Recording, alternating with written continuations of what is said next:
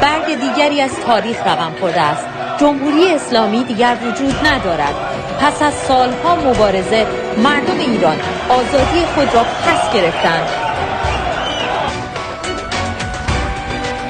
وزارت اقتصاد اعلام کرده که تولید ناخالص داخلی سرانه کشور از زمان سقوط جمهوری اسلامی 3 برابر شده است. ارز ایران رسما به جان 10 ارز برتر ایران اکنون پیشرفته‌ترین صنعت نفت جهان را دارد. ایران پیشرفته‌ترین فرودگاه‌های جهان را رونمایی کرده و با تعیین استاندارد این کشور را به یکی از بزرگترین مراکز جهانی ترابری هوایی.